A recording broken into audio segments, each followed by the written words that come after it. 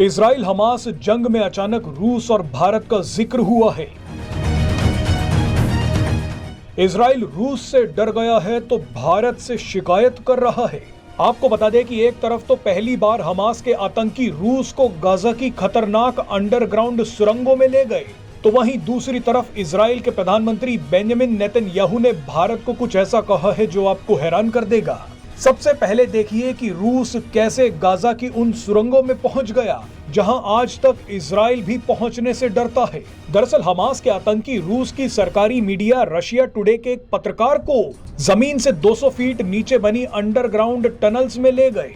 रूसी पत्रकार जैसे ही सुरंग में पहुंचा तो वहां हमास के मारे गए आतंकियों के पोस्टर दिखे।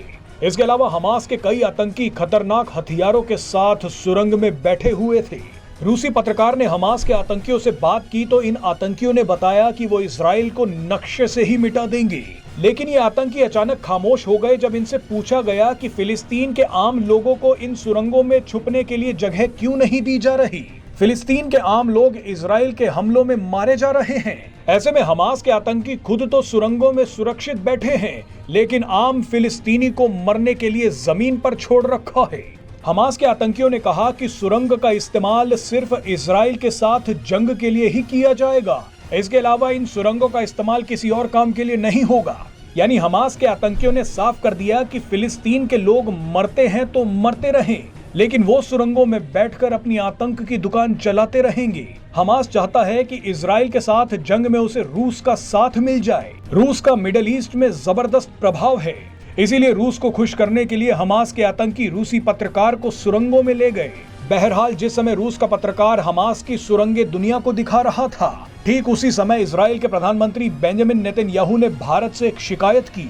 नेतन्याहू ने कहा कि जंग को रोकने के लिए जो प्रस्ताव संयुक्त राष्ट्र में लाया गया, उस प्रस्ताव की भारत और कुछ पश्चिमी देशों को कड़ी निंदा करनी चाहिए थी। इजराइल ने कहा कि जॉर्डन द्वारा लाए गए इस प्रस्ताव में जंग को रोकने की बात तो कही गई है, लेकिन हमास और इजराइल के बंधकों का जिक्र तक नहीं किया गया। आपको बता दें कि भारत ने अपनी न्यूट्रल पॉलिसी के तहत इस प्रस्ताव पर वोटिंग से दूरी बना ली थी। भारत चाहता तो इजराइल के समर्थन में इस प्रस्ताव के खिलाफ वोट कर सकता था, लेकिन भारत को हर अंजाम के बारे में सोचकर चलना है। भारत सिर्फ एक प्रस्ताव के चक्कर में ना तो अपनी मिडिल ईस्ट में बढ़ती ताकत को कमजोर करना चाहता है और ना ही इजराइल को छोड़ना चाहता है। वोटिंग से दूरी बनाकर भारत ने संदेश दे दिया है कि वो इजराइल के साथ तो खड़ा रहेगा, लेकिन सिर्फ इजराइल के लिए पूरे मिडिल ईस्ट से अपने संबंधों को खराब नहीं करेगा।